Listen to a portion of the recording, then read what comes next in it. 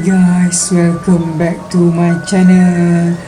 So, kali ni aku nak buat lain sikit, di mana kita ada segmen cerita seram. Okey, cerita seram ni aku dapat daripada blog dekat internet. Dekat internet, okey. Hari tu saya mula kenal dengan Julia. Kami mula rapat sebab masing-masing takut nak terkencing dan masing-masing takut nak pergi tandas pada waktu malam. Kami saling menemani bila nak terkencing malam-malam. Pada mulanya kami berdua ni tak percaya sangat dengan cerita hantu sini, sebab sebelum saya mendaftarkan diri dekat asrama ni, abang saya dah beritahu awal-awal supaya jangan dengar sangat cerita hantu ni. So nak dijadikan cerita, adalah satu hari ni saya memang tak boleh nak lelapkan mata. Kata Julia sebelah saya je kan. Saya nampak Julia ni dah tidur dengan nyenyak, dan yang lain pun dah tidur juga. Saya tengok jam, dah pukul 2 pagi. Saya cuba nak lelapkan mata, tapi tak boleh. Masa saya tengah berguling ke kiri, ke kanan, cuba nak lelapkan mata tu, saya terdengar macam ada orang tengah buka tingkap bilik saya. Tingkap tu betul-betul depan katil saya. Saya boleh nampak tingkap tu sebab semua katil dah disusun dan menghadap ke tingkap tu. Katil saya yang keempat daripada dinding. Saya tak fikir apa-apa lagi masa tu. Sampailah saya terdengar suara 1, 2, 3. Lepas saya dengar suara tu, saya terus teringat cerita sini masa mula-mula saya mendaftar dekat asrama tu. Saya mula meremang satu badan. Saya dengar lagi, 1 dah tidur, 2 dah tidur, 3 dah tidur, 4 tak tidur lagi.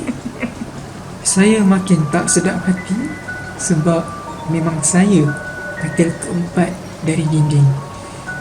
Saya baca semua surah-surah yang saya hafal dalam keadaan sebutan yang berterabur. Benda tu mengiru lagi, 1 dah tidur, 2 dah tidur, 3 dah tidur, 4 tak tidur lagi. Badan saya memang dah menggigil masa tu. Saya cuba panggil Julia dalam suara yang terketak-ketak. Julia! Julia! Tapi apa yang membuatkan saya makin menggigil dan menangis bila saya dengar ada satu suara. Julia dah tidur, dan disertakan dengan ketawa yang sangat kuat. Saya terus menjerit, Pergi! Banyak kali juga saya menjerit sampai semua pelajar dalam bilik saya terbangun. Saya langsung tak berani nak pandang benda tu. Okey, itu adalah kisah yang pertama. So, kita akan jump ke kisah yang kedua. Kisah hostel juga. Okey, ni cerita masa dekat Camp PLKN dekat Perak. Cerita ni lebih kurang dalam 8 tahun yang lepas. Kalau sebut pasal Camp PLKN, mesti ada je kan cerita seram dia. Adalah beberapa kisah yang jadi dekat camp aku dan aku alaminya sendiri. Aku bukanlah jenis yang lemah semangat, tapi boleh dikatakan selalu jugalah kena ganggu dengan benda-benda ni. So, this is the story. Kisah pertama jadi masa aku nak ke bilik air pada waktu tengah malam. Aku ni jenis kuat minum air, jadinya buang air pun kuat jugalah kan. Setiap malam sebelum tidur, aku memang akan ke toilet sebelum tidur. Sebab aku tak nak terjaga waktu tengah-tengah malam tu. Kalau sakit perut pun, aku akan tunggu sampai subuh baru aku akan pergi ke tandas. Tapi entah macam mana, ada satu malam tu, aku dah tak tahan sangat-sangat nak membuang. Buang yang besar pula. Aku pun ajaklah member katil sebelah, Atin, teman aku. Aku tidur katil hujung sekali yang dekat dengan papan iron dengan plug. Jadi member katil sebelah memang si Atin seorang je lah kan. Mula-mula dia kata malas, terus tarik selimut, siap berselubung lagi. Aku kata tak apalah, aku pergi sendiri sebab dah tak tahan sangat macam tu. Kalau tak, jangan harap lah kan aku nak pergi seorang-seorang. Aku masuk toilet yang paling hujung sekali. Tengah sedap melepaskan hajat tu, tiba-tiba ada bunyi jatuh. Plop, plop, kuat. Sampai terkejut aku kat dalam toilet tu. Mana taknya, dah lah sorang-sorang. Lepas tu ada pula benda bunyi terhempas.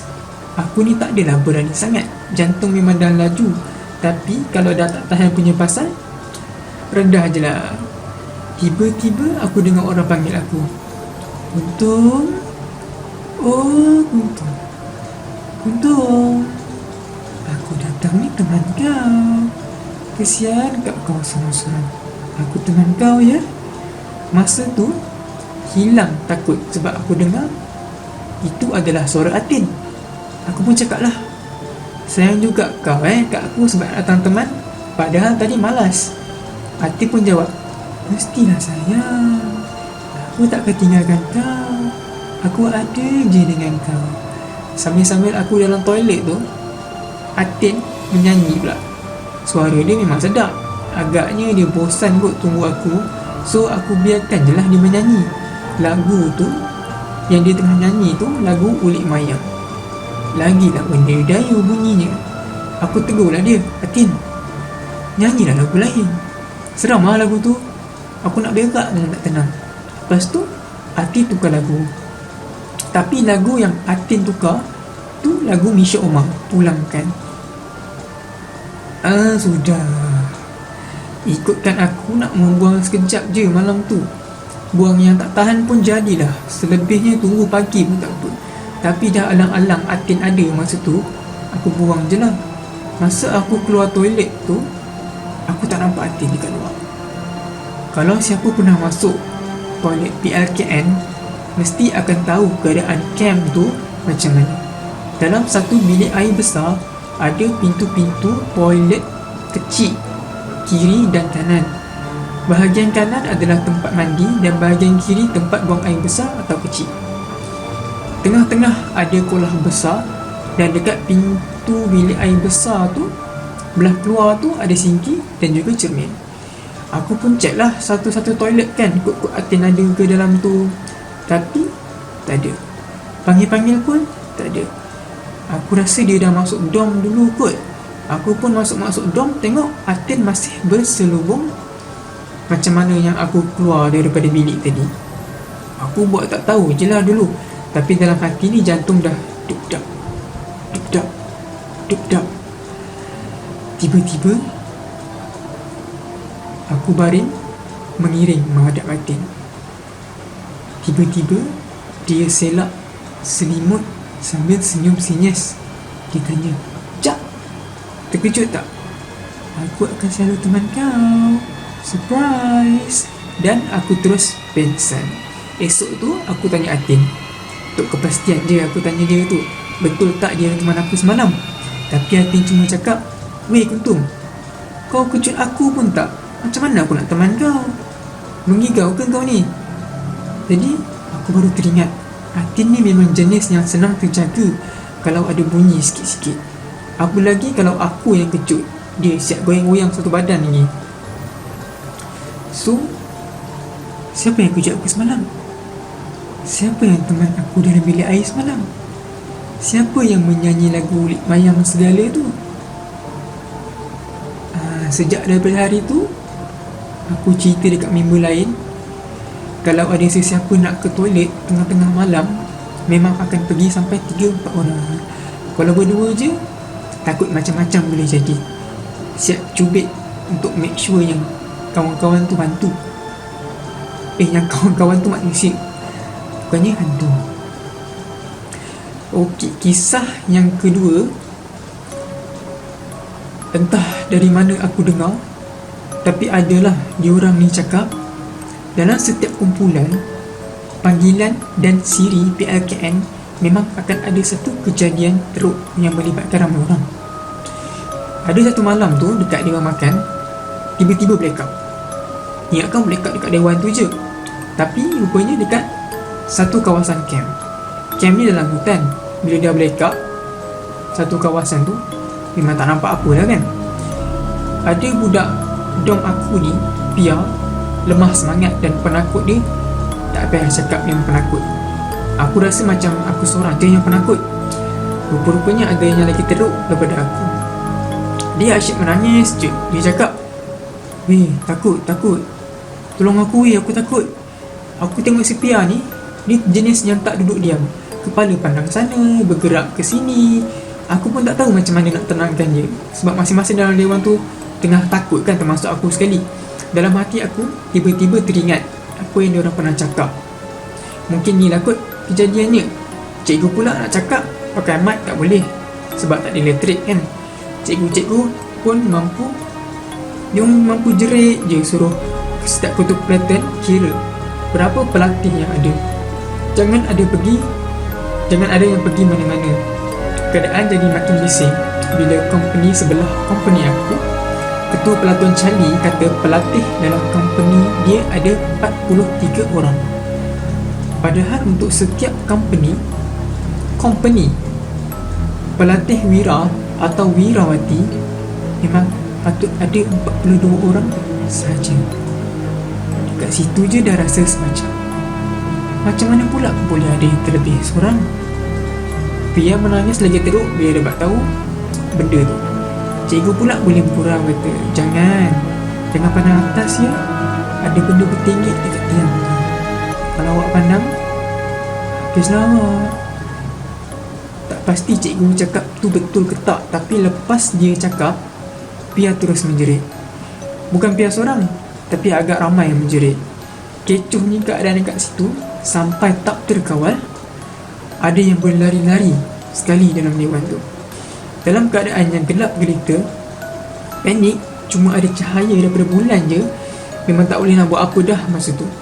Member-member yang okey terus baca ayat-ayat kursi pada member-member yang tengah menjerit tu. Masa tu aku tengok Pia yang paling teruk sekali, sebab dia menjerit dulu.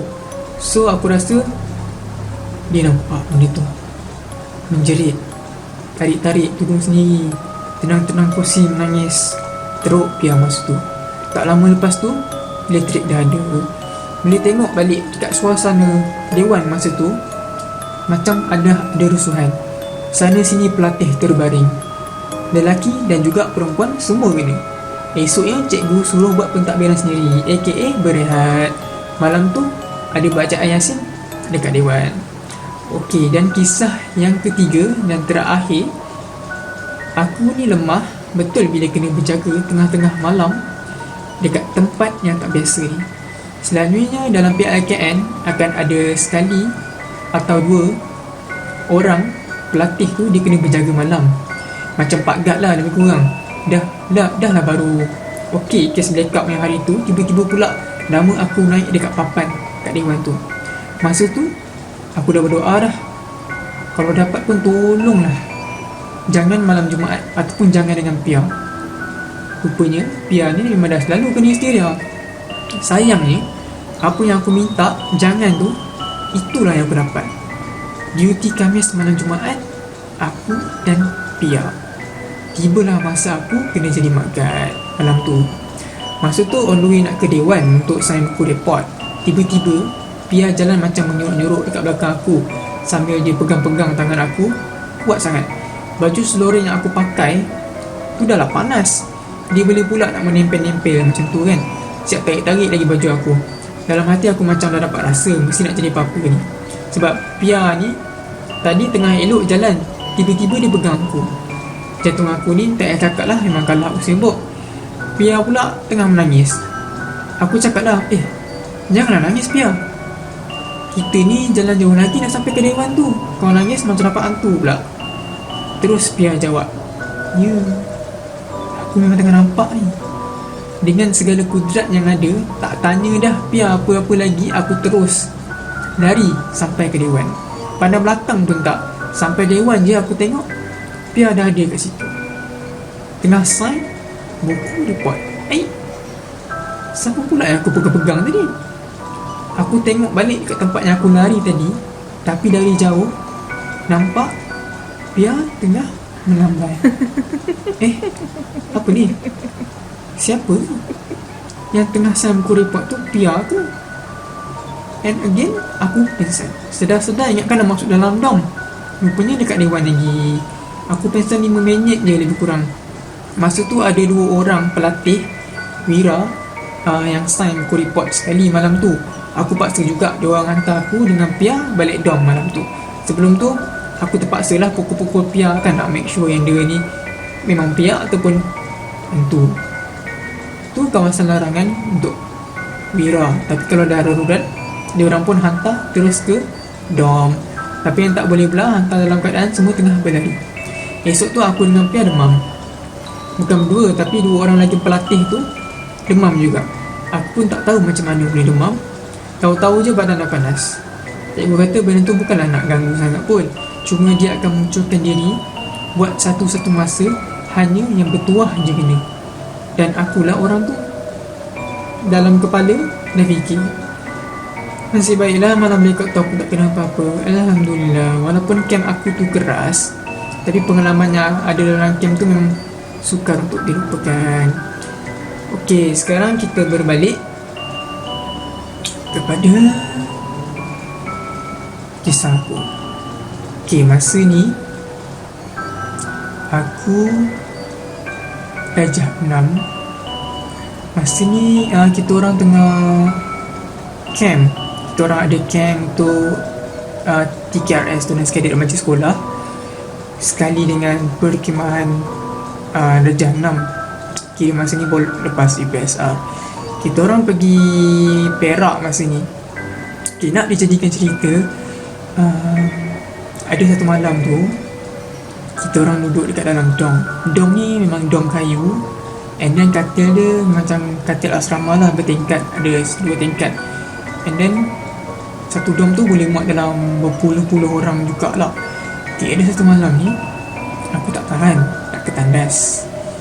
Nak berak lah kan, nak ke tandas. So masa tu dalam pukul 2 pagi rasanya, 2-3 pagi. Masa tu memang aku dah tidur dah, aku terjaga. Aku tak tahan nak ke tandas, nak terberak. And then bila aku bangun tu, aku tengok ada lagi lah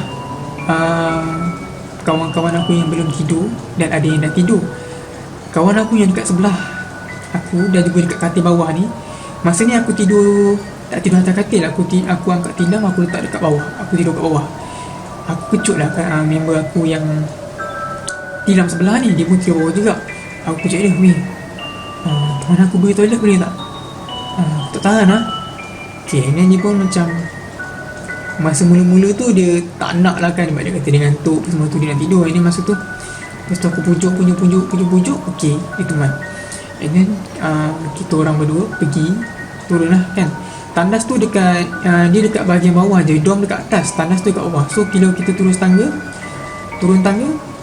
bahagian bawah, tapi bukan bahagian depan, dia dekat pintu ni dekat bahagian belakang. So nak dijadikan cerita, dekat kita orang punya dom ni, belakang ni tu paya bakar, and then seberang dia adalah hutan. Kira macam hutan paya bakar lah. Memang betul-betul dekat belakang dom kita orang. And then pintu nak ke toilet tu dekat belakang bangunan tu. Jadi tak nak kita orang kena lalu juga dekat tepi bahagian paya tu. So aku dengan kawan aku ni pun turun tangga and then lalu. Masa kita orang pergi ni, tak ada apa-apa berlaku. Masuk tandas masing biasa apa semua tu. And then dalam tandas tu, tengah-tengah sedap aku membuang, member aku kata dia cakap dia masuk tandas jugalah kan, tapi tak tahu dia nak membuang kencing ke ataupun dia nak berak. Tapi lepas tu tengah-tengah membuang, dia cakap, Man, aku tunggu luar tau. Lepas tu aku pun cakap, weh, jangan tinggal aku. Lepas tu dia cakap, tak, aku tunggu dekat luar pintu toilet ni. Tak ada, aku ada je dekat sini. Okay, lepas tu aku macam tak sedap hati. Bulu rumah aku dah naik masa tu, dengan keadaan tandas yang masa tu lampu macam tak nak je hidup kan. So aku pun lajukan aku punya hasrat nak membuang tu. Lepas tu aku keluar, aku tengok, aku lega. Sebab aku nampak yang kawan aku tu still ada kat situ. Lepas tu kawan aku cakap, weh, asal lambat sangat tu? So aku cakap, sorry lah, aku dah cuba tapi benda tu banyak sangat. Aku tak tahu makan apa siang tadi. Lepas tu kawan aku cakap, okay, tak apa, jom aku dah lewat dah ni. Lepas tu masa on the way nak balik tu, nak naik ke dorm tu, tiba-tiba angin kencang. Macam angin tak kencang, tapi angin sejuk yang bila kita rasa dia akan menaikkan kita punya bulu roma. Angin macam tu. Betul, aku macam nak kata sejuk malam ni tak adalah sejuk sangat, tapi kenapa bulu roma aku naik Lepas tu aku dengar bunyi dekat bahagian hutan sebelah, dekat Paya Bakau tu. And then entah kenapa aku beranikan diri, aku pandang dekat Paya Bakau tu. Pandang sekali, tak ada apa-apa. Tapi aku nampak pokok, ada dahan bergoyang. Paya Bakau tu, dekat hutan tu ada satu dahan bergoyang, tapi aku tak nampak apa-apa masa tu. So aku macam fikir, monyet kot. And then aku berjalan setapak, and then aku dengar lagi bunyi, macam bunyi dahan bergoyang lagi sekali. Tapi kali ni pokok yang lain. Pokok tu, kalau nak kata monyet ataupun tupai ke apa ke, macam tak logik. Sebab pokok yang pertama tu dekat bahagian tengah-tengah hutan Paya Bakau tu lah. Tapi pokok yang kedua ni bahagian hujung sekali Paya Bakau. Jadi jarak dia memang jauh. Tapi masa ni, yang pokok kedua ni, aku nampak dahan tu tengah bergoyang. Dan then aku nampak ada satu benda warna putih, tapi aku tak nampak muka ke apa ke. Aku just nampak macam benda putih bertinggi dekat atas dahan tu. And then tak lama lepas tu, zup, laju, hilang. And then lepas dia hilang tu kan, lepas dia hilang tu, selalunya kalau kita bergerak dengan laju, benda dahan tu akan bergoyang kan. Tapi lepas aku tengok, aku tenung-tenung tu, zap, dia hilang. Seinci pun dahan tu tak bergoyang. Padahal masa mula-mula aku pandang tu memang bergoyang. Lepas tu tengah bergoyang, betul lama-lama hilang, dah tak bergoyang tu. Lepas aku nampak ada benda putih tu. Jadi bila putih tu zap, hilang, dahan tu seinci pun tak bergerak. Aku apa lagi masa tu, memang aku tak nampak masa tu. Aku apa lagi, aku cakap, jom. Memang kita orang berlari naik tangga masuk dekat dorm. And then aku cerita dekat kawan-kawan aku yang lain. And then kita orang tidur je biasa. So nak dijadikan cerita tu je, cerita